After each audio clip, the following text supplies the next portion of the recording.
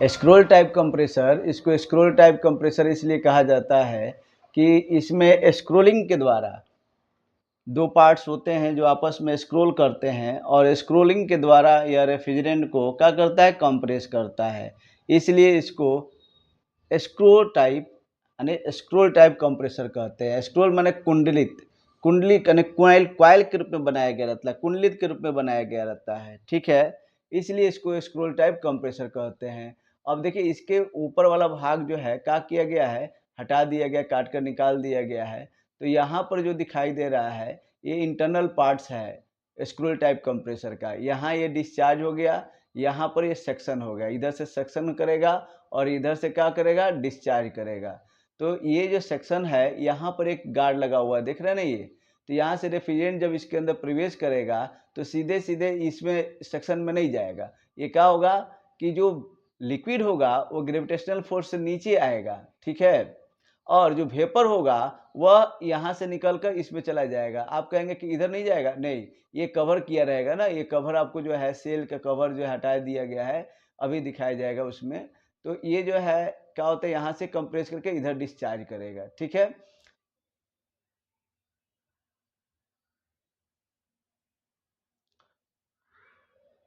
अब आगे वाला भाग इसको काट कर निकाल दिया गया। अब यहाँ पर डिस्चार्ज हाउसिंग हो गया, ये पूरा का पूरा डिस्चार्ज हाउसिंग है यहाँ से यहाँ तक, ठीक है? क्योंकि यहाँ से जो कंप्रेस करेगा तो इसमें जाएगा और इसमें जाकर रुकेगा और रुक कर तब एक निश्चित मात्रा में यहाँ से आउट करेगा। इसका मतलब ये हाई साइड मफलर का भी काम करता है, ठीक है?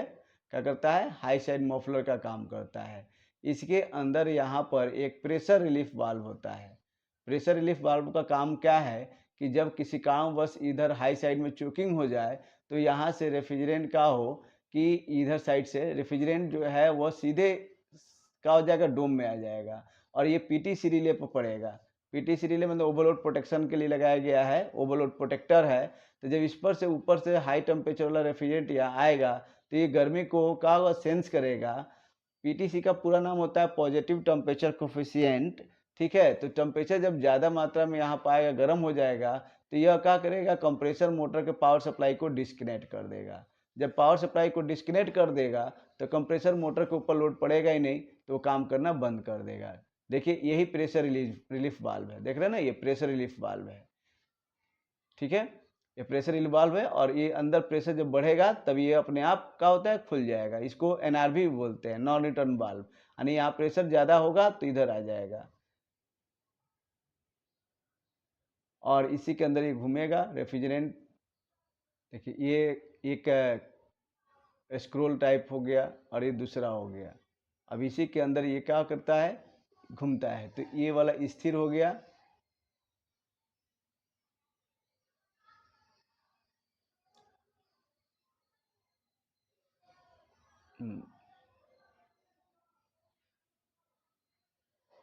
अब स्थिर हो गया। यहाँ से शक करेगा, इधर से देख रहे हैं ना ये खुला हुआ है, तो यहाँ शक करेगा और जैसे जैसे ये आगे पीछे ऐसे ऐसे घूमेगा वैसे ये रेफ्रिजरेंट को कंप्रेस करेगा। अब यहाँ से शक कर लिया तो ये जाएगा इधर से, तो इधर आएगा, इधर से होते हुए इधर में आएगा, ऐसे होते हुए यहाँ पर आकर आयतन कम हो जाएगा। जब आयतन कम हो जाता है यहाँ से डिस्चार्ज हो जाएगा। तो इस तरह से ये कार्य करता है। देखिए अब यहाँ पर क्या हो रहा है, यहाँ पर आयतन बढ़ा है, रेफ्रिजरेंट आ रहा है यहाँ पर, अब यहाँ पतला हो गया, तो फिर अभी ये क्या होगा, घसक जाएगा इधर।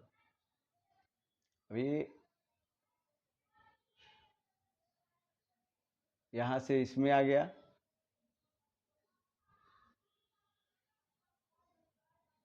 फिर अभी यहाँ से ऐसे घूमकर फिर इसमें आ गया यहाँ, और यहाँ से होते हुए फिर ये आगे आएगा, घसकेगा तो इधर स्क्रॉल हो रहा है ना, स्लाइड हो रहा है, स्लाइड होकर ही काम करता है।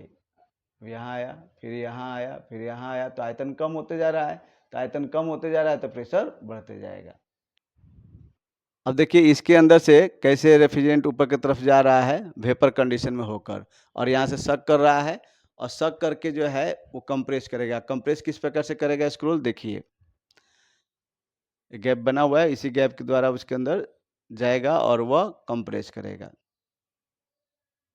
देखिए यहाँ पर सेक्शन हो रहा है, तो सेक्शन में इधर क्या हो रहा है, सट रहा है तो उधर जाकर फैल रहा है, और यहाँ से हाई टेम्परेचर गैस के रूप में यहाँ डिस्चार्ज हो रहा है, high pressure high temperature gas के रूप में हो जा रहा है। देखिए कैसे काम कर रहा है।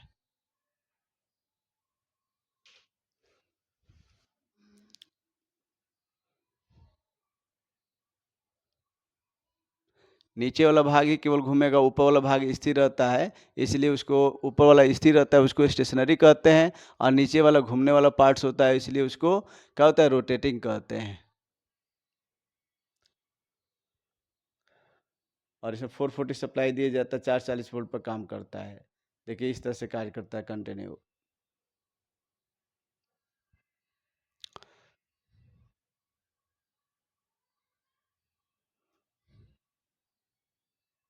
High pressure high temperature superheated vapour के रूप में निकल कर जा रहा है। ये स्पाइरल है और शेप्ड है जो है स्क्रोल है। स्पाइरल का मतलब होता है यानी कि स्प्रिंग जैसा, एक गोलाकार जैसा, देख रहे हैं ना गोलाकार, ये कुंडलित, इसको कहते हैं कुंडली, कुंडली जैसा बना हुआ है, ठीक है।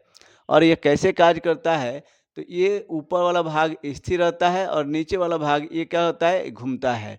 देखिए आपको पता चलेगा।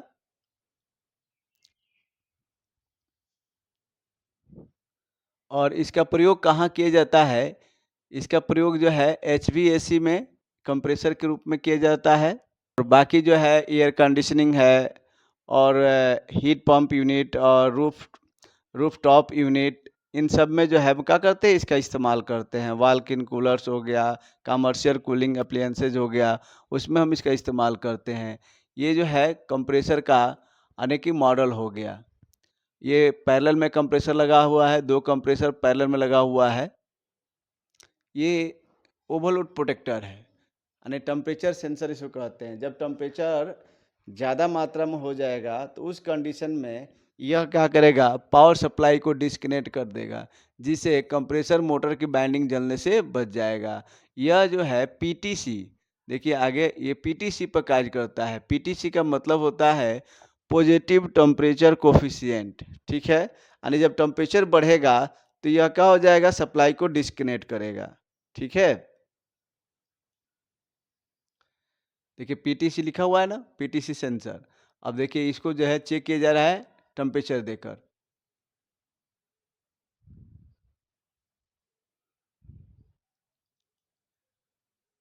जैसे ही पीटी से सप्लाई क्या होगा, इधर से होकर देखिए यहाँ से सप्लाई इसे होकर जाएगा, तो जैसे ही जाएगा वैसे क्या करेगा, ये डिस्कनेक्ट कर देगा, मोटर को सप्लाई देना बंद कर देगा, ठीक है।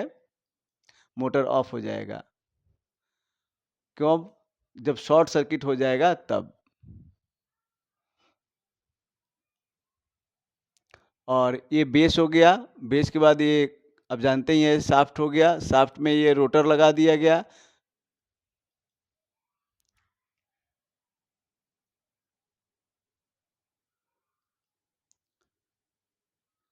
और ये शाफ्ट जो बना हुआ है ये इसेंट्रिक शाफ्ट है। देखिए ये जो है सेंटर में ये है, और सेंटर से हटकर ये वाला जो है क्या हो गया है, शाफ्ट बनाया गया ये वाला। तो ये घूमेगा राउंड में, तो क्या होगा कि ये इतना दूर लेके घूमेगा, ये यानी जहाँ जहाँ ये अलग है वो उतना दूरी लेके घूमेगा, ठीक है। इसको इसेंट्रिक शाफ्ट कहते हैं। ये तो यहाँ तक कंसेंट्रिक है, लेकिन यहाँ पर ये क्या है, इसेंट्रिक शाफ्ट है, ठीक है। क्या है, इसेंट्रिक शाफ्ट। कंसेंट्रिक शाफ्ट भी होता है, इसेंट्रिक शाफ्ट भी होता है। और इसी में यहाँ पर इसेंट्रिक शाफ्ट में ऊपर की तरफ क्या किया गया है, यानी कि यहाँ ये स्क्रोल टाइप जो है यानी कि कैसिंग लगाया गया है, ठीक है। और इसमें यहाँ पर देखिए रोटर के ऊपर ये टॉप काउंटर वेट लगाया गया है। टॉप काउंटर वेट का मतलब है कि रोटर बैलेंसिंग गति करेगा, क्योंकि इसेंट्रिक शाफ्ट लगा हुआ है तो इधर लोड बढ़ेगा इधर लोड घटेगा, तो ये शाफ्ट जो है अनबैलेंस गति करेगा। तो इसलिए यहाँ पर लगाया गया क्या चीज़, तो ये लगाया गया है आपको टॉप काउंटर वेट। और ये नीचे जो लगाया गया यहाँ पर ये बॉटम काउंटर वेट है। क्यों बॉटम काउंटर वेट इसलिए लगाया गया है, ताकि बैलेंस गति करे रोटर और शाफ्ट, ठीक है।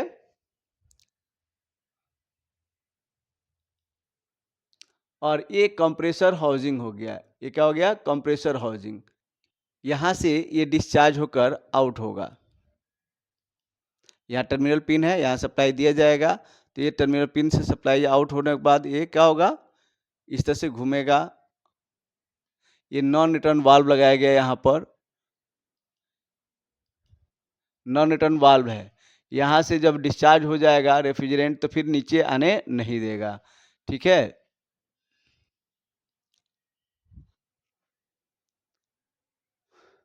फिर डिस्चार्ज होगा तो खुलेगा, फिर बंद हो जाएगा। और यहाँ बगल में जो दिखाई दे रहा है ये, और ये डिस्चार्ज वाल्व हो गया, देखिए यहाँ से डिस्चार्ज हो गया, डिस्चार्ज वाल्व उठ गया, फिर बंद हो गया। अब यहाँ पर इसको हेड को क्या किया, सील्ड किया गया है। हेड को सील्ड करके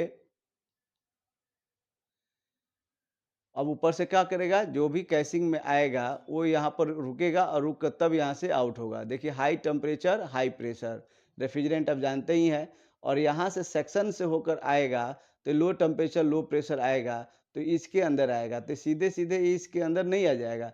जैसे ही यहाँ प्रवेश करेगा तो यहाँ पे एक गार्ड लगा रहेगा, वो वहाँ से जैसे आएगा यहाँ पर रुकेगा, और लिक्विड कंडीशन में होगा तो नीचे आ जाएगा, वेपर कंडीशन में होगा तो ऊपर चला जाएगा। और एक कैसिंग में जो घूम रहा है यानी कि स्क्रोल टाइप गियर, वह क्या करेगा, उसको कंप्रेस करने लगेगा।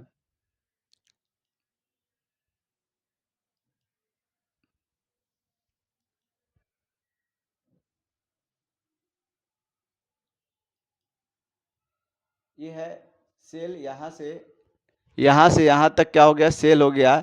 और हीट सील्ड यानी कि ये जो है हीट को सील्ड करेगा, और यहाँ पर जो भी रेफ्रिजरेंट आएगा तो यहाँ पर क्या करेगा, रुकेगा, और रुक कर तब यहाँ से आउट करेगा, जिससे इसके वाइब्रेशन यानी कंपन या पल्सेस जो उत्पन्न होंगे वो कंट्रोल हो जाएगा, ठीक है। देखिए पल्स है, लहर के रूप में है, तो ये लहर क्या होगा, आके इकट्ठा होगा और यहाँ से यानी कांस्टेंट है स्ट्रीम, यानी यहाँ से कांस्टेंट जो है निश्चित बहाव हो जाएगा और एक निश्चित बहाव से आउट होता रहेगा। यहाँ पर भी चेक वाल्व लगा दिया जाता है ताकि जो रेफ्रिजरेंट इधर चला जाए फिर इधर से लौट कर ना आए। देखिए जब जब इधर से प्रेशर बढ़ रहा है तो खुल जा रहा है और फिर वो बंद हो जा रहा है। यहाँ पर प्रेशर रिलीफ वाल्व लगाया गया है। ये प्रेशर रिलीफ वाल्व क्या होता है, किसी काम बस प्रेशर ज़्यादा हो जाएगा इधर और इधर रेफ्रिजरेंट नहीं जाएगा तो यहाँ से रेफ्रिजरेंट को नीचे कर देगा। जब नीचे यह डिस्चार्ज कर देगा तो यह जो पीटीसी लगा हुआ है ओवरलोड प्रोटेक्टर, ठीक है, मोटर प्रोटेक्शन के लिए, वो गर्म होगा और जब गर्म हो जाएगा तो ये मोटर की सप्लाई को डिस्कनेक्ट कर देगा। नीचे जो है आयल रिजर्वर लगा हुआ है जहाँ पर आयल इकट्ठा होता है, ये जो है, और लिक्विड भी इकट्ठा होता है, दोनों इकट्ठा होता है। और स्मॉल कैनल इसमें बना हुआ है यानी सुराग, जिसके द्वारा आयल यहाँ से ऊपर की तरफ जाता है। देखिए आयल जा रहा है और यहाँ पर स्प्रे कर रहा है, देख रहे हैं ना, यहाँ स्प्रे कर रहा है आयल, ताकि लुब्रिकेशन होता रहे।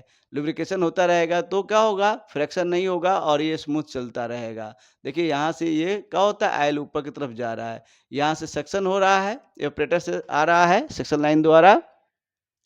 देखिए यहाँ पर वही बेस लगाया गया है सील्ड, ठीक है। और गैस जो होगा तो ऊपर की तरफ चला जाएगा वेपर कंडीशन में, और जो लिक्विड होगा वो नीचे आ जाएगा।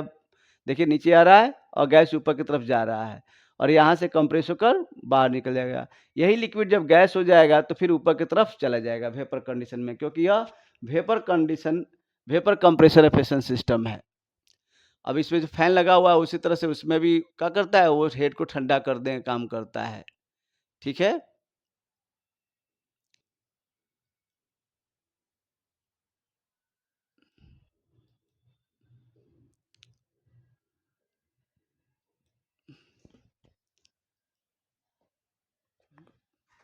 पंखा ऑन करो।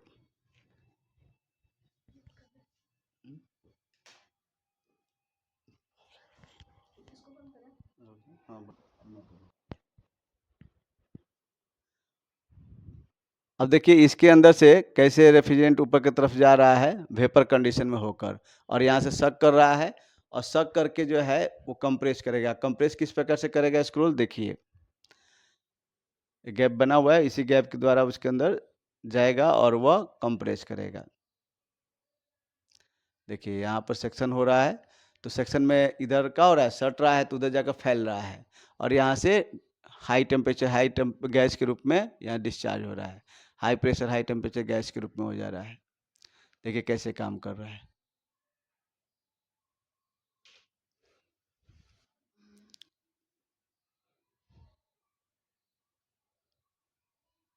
नीचे वाला भाग ही केवल घूमेगा, ऊपर वाला भाग स्थिर रहता है, इसलिए उसको ऊपर वाला स्थिर रहता है, उसको स्टेशनरी कहते हैं। और नीचे वाला घूमने वाला पार्ट्स होता है, इसलिए उसको क्या होता है, रोटेटिंग कहते हैं। और इसमें 440 सप्लाई दिया जाता है, 440 वोल्ट पर काम करता है। देखिए इस तरह से कार्य करता है कंटिन्यू।